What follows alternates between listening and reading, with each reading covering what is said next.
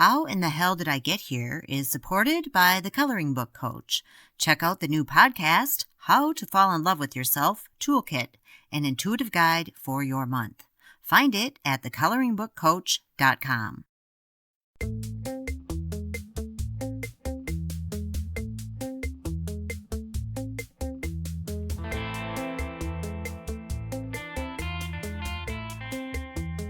If you've been listening, you know that we are part of a big family. I'm the oldest of 7 in a family of 5 girls and 2 boys. And our mom was the oldest of 8 in a family with 3 brothers and 5 girls. And these were the people who taught us that if you weren't laughing at life's craziness, you were doing it wrong. A big extended family also came with other perks. One was cousins, and lots of them. And 2, we had family get-togethers filled with lots of laughter, smart-assery, and shenanigans. And 3, our summers were filled with staying with our cousins at their various houses or having them come to stay with us. I'd venture a guess that for a lot of the cousins in our large extended family, those family swaps during the summer months hold some of our best and most unforgettable memories. We didn't go on family vacations, so going to a cousin's house in the far-off land of Wisconsin for a stay was a big deal. Today's episode, as told by our sister Erin and our cousin Heather, is about one of those summer stays with our Aunt Annie, who was, as Heather calls her, quote, the fancy aunt. I'm going to take a moment to give Annie a shout out and wish her a belated 75th birthday. I saw her not that long ago. She's still our fancy aunt, and she still knows how to have a good time. This is Kim A. Floden, and you're listening to How in the Hell Did I Get Here?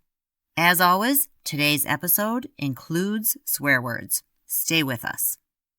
Before we get going, just a quick shout out to thank everyone for subscribing, sharing, and reviewing the show.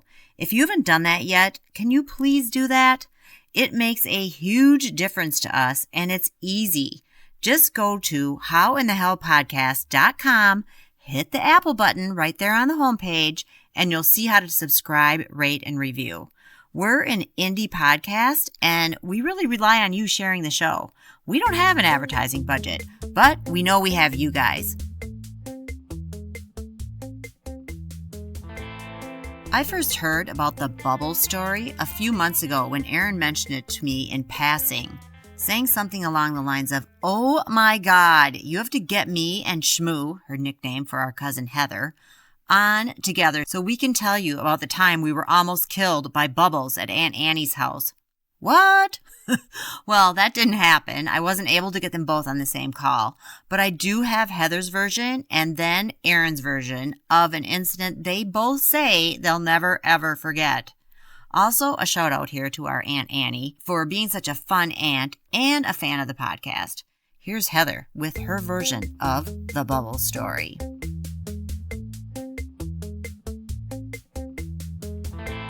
You know how when we were little, we used to have those random shuffles in the summer where you'd end up at, aunts' houses and somebody would stay somewhere for a week and there was really never any rhyme or reason to it.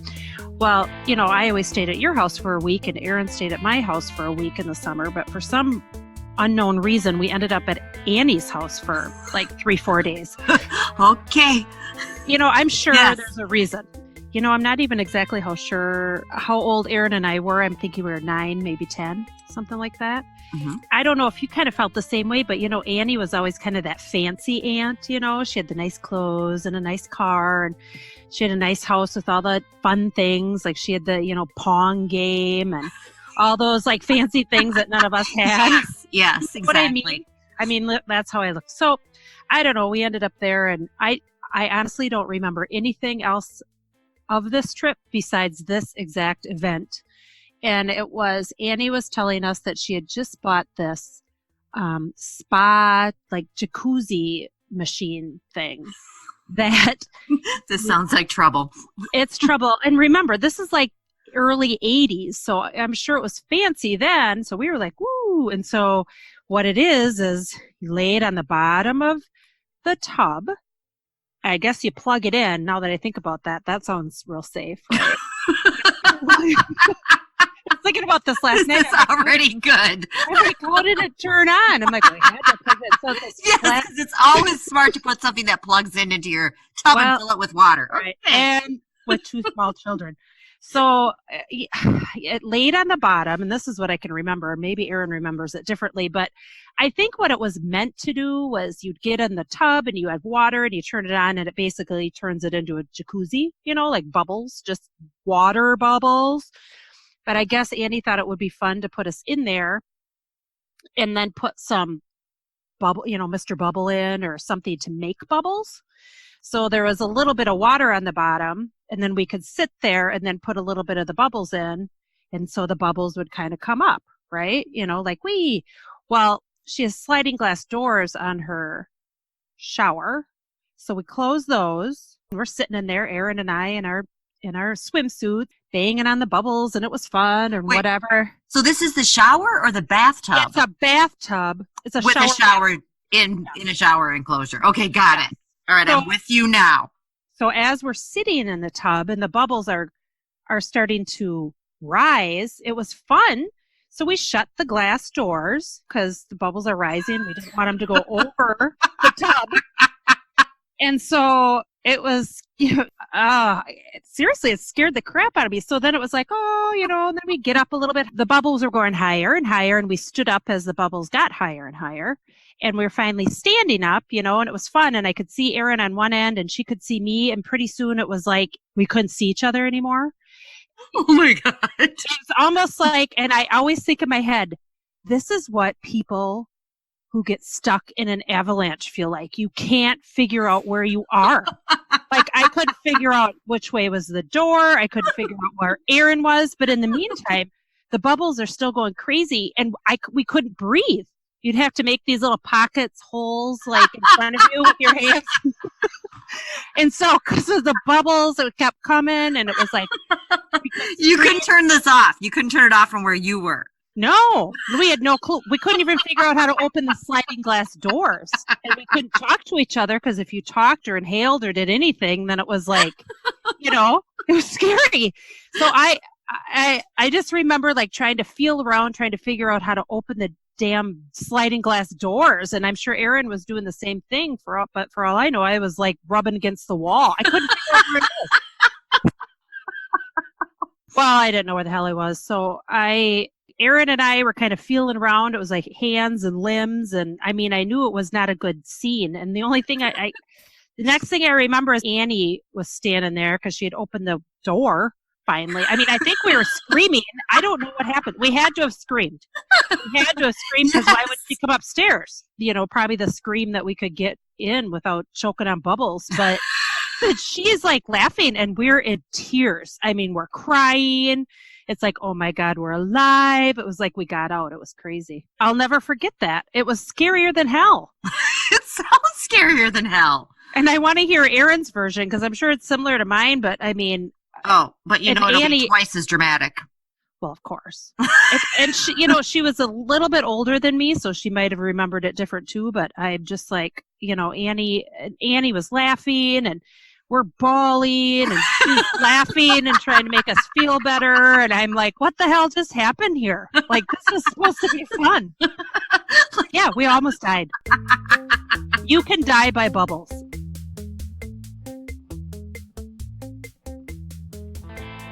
When Erin finally told this story, we were lucky enough to have 4 out of the 5 sisters on a Zoom call.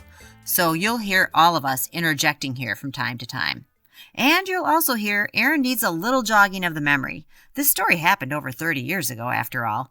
But once she gets going, this is another classic Erin storytelling session about what happened in that tub. Stay with us. Hey there, it's Kim. I'm just popping in to answer a quick question someone asked, which is what more they could do to help support the show beyond sharing, reviewing, and subscribing. Here's a quick list. 1. Buy us a cookie or 2 at ko-fi.com. That's ko-fi.com/howinthehell. It's actually spelled ko-fi.com and then /howinthehell. 2, we have fun merchandise. Shirts, mugs, bags, even socks. The link is at howinthehellpodcast.com. 3, are you a small business owner? You can advertise on the show. Email howinthehell@gmail.com or call 323-488-3303. Here's Erin with her recollections about the time the bubbles went bad. My cousin Heather and I, more than once, I think, stayed with my Aunt Annie, who is my mom's sister 1 year younger. And so for whatever reason, we were at her house, and we were probably, I don't know how old we were. Heather probably knows better. I'm saying I would guess we were 8 or 9. My Auntie Annie had a sliding door on her shower. And I don't know why Heather and I decided it would be fun to take a shower together. So there is that, probably a story in itself. But so we started filling, I think we were just taking a shower. Okay, hold on. Heather said Annie had brought some sort of contraption that she put in the tub that was supposed to like... Oh, yes. No, okay. But she thought it would be fun to put bubbles in there? It was a mat. It was a mat on the floor. Okay, I totally forgot about that. Yes, I thought that was what made the bubbles, right? Yes. Right, so turn your bath into the nightmarish, claustrophobic bubble bath. I think it was supposed to be a jacuzzi. She probably wasn't even supposed to put the bubbles in there. No, we did that. I'm sure she would have not been happy about that part. No, Heather blamed Annie. We'll just stay with that then. Anyway, all of a sudden, we turn on the bubble maker, and, you know, the big Avon, how can you not dump bubble bath out of that big, pretty, bumpy, do you guys remember that? It was like... Yes, I do, yep. Yeah, yep. So we dumped a capful, and then probably the whole fucking bottle of into what turned into a shower. We must have clogged it up to make the bath thing work. Mm. And then the bubbles started rising and rising and rising, and we're both there, 8-year-old, like 4 feet tall. And at first, the doors were shut, right? The coolest thing ever. We're like in the clouds, and we're scooping away, and you know, blowing it, and it's like, holy shit, we're in, like, this is Wonderland. It was awesome, and I'll never forget it for the rest of my life, because the next thing that happened was the goddamn door. So I panicked in some second, because all of a sudden you realize, oh shit, I inhaled it because we were probably laughing really hard. Yeah. Then I started choking, and that's when, you know, you're like...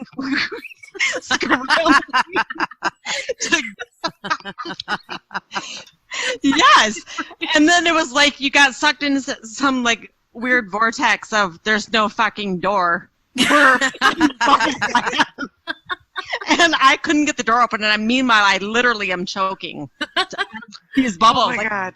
I inhaled them to the point where I couldn't breathe. So this was not funny, but it's funny now because I'm still alive. It is. But we got the door open finally, and I think I probably cut my hand or something on the door trying to get it open, because I remember it being stuck or locked or something. And then what happened next, I can't describe Annie. We need her version of it, because I think she came home and came up during this whole wall, like, fell into her beautiful bathroom. She had a vanity that was all like, and we fucking filled the whole bathroom with bubbles. And, yeah. Well, Heather said you guys came out of there traumatized, and Annie didn't understand what the hell happened to you. Right, because I almost died, and Heather laughed, and then Heather said she was traumatized too, because she was having to find the pocket. Yes, we got stuck. It was like, fuck, which way is the door? So, am I right? Am I right in remembering it was a whirlpool tub? No. I thought that too, but Kim, you just totally triggered that. Thank you. Triggered that memory. It was a mat Thank you. that she bought that you stick on the bottom of the tub, and I think it created bubbles from the bottom. Oh. I think Annie said the last thing that she said to us was something like, don't pour a bubble bath in, or don't use too much bubble bath, or don't make a mess. She said something like that. Right before she left two 8-year-olds home alone.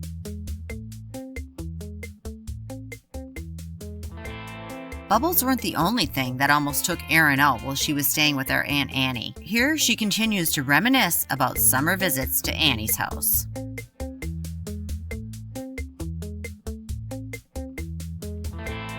Oh my God, I have good stories of staying with Annie because I think I stayed with her too. like 4 or 5 different times. She used to make us answer the door when a different guy would come to the door every night Oh courting. yeah, I had to make up stories. Tell him I'm for not it. home. Yeah, Sorry, I had to Auntie, answer the phone. I had to answer the phone. when it Yes, was like she a was like boyfriend phone. juggling so Thought many it might people. be. Yeah. I'm like, I'm only 8. Oh my God, the night Matt has the other side of this story. Matt and I stayed with Annie. She bought another gadget. It was a deep fat fryer. And those were new then, like nobody had one. She made us every type of deep fried food. Bananas, everything. We're like, yeah, okay. We're Bananas. shoveling it in. Why does bananas keep coming up? The toilet.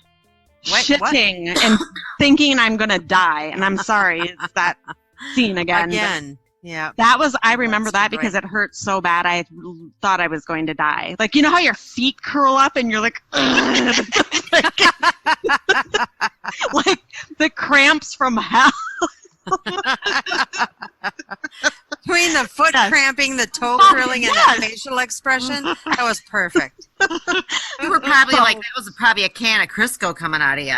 Yeah, I don't know what it was, but that was Gravel. another Annie's house trauma moment. Matt and you both Matt, I think we were fighting for the toilet.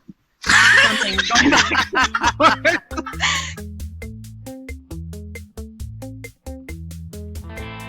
It was so much fun editing this week's episode. Oh my God, I could totally picture Erin and Heather trapped in that tub with bubbles climbing up around them. Couldn't you? That's the power of good storytelling and why I love a good story. It takes you right there as the listener. If you love stories and want to be able to tell them so that people pay attention, I'm thinking about putting together a storytelling workshop. If that sounds like something you'd be interested in, reach out to me at howinthehelldidigethere@gmail.com and watch for info about that to come in our Facebook group or on Instagram. You can follow me there at Kim A. Floden. I hope you enjoyed today's episode as much as we enjoyed making it for you. If you did, be sure to spread the word to your friends and help us grow our audience. Meet you back here next week for more How in the Hell Did I Get Here stories. Until then, pay attention, my friends. You just never know when you might find yourself saying, This is what people who get stuck in an avalanche feel like. You can't figure out where you are. Like, I couldn't figure out which way was the door. How in the hell did I get here? Thanks again to our sponsor, The Coloring Book Coach. Be sure to check out the podcast How to Fall in Love with Yourself Toolkit to hear guidance, wisdom, intuition, and action steps for the month. Big thanks to our storytellers this week, our cousin, Heather Vaudrey, and our sister, Erin Beach. And a shout out to our Aunt Annie for providing the space for the stories to happen in the first place. Thank you to Silent Partner for our theme song, which is 7th Floor Tango, and our ad music, Blue Skies. We found them on YouTube's Creator Library. This week's show was written, produced, and hosted by myself, Kim A. Floden, with editing help from Carrie Floden.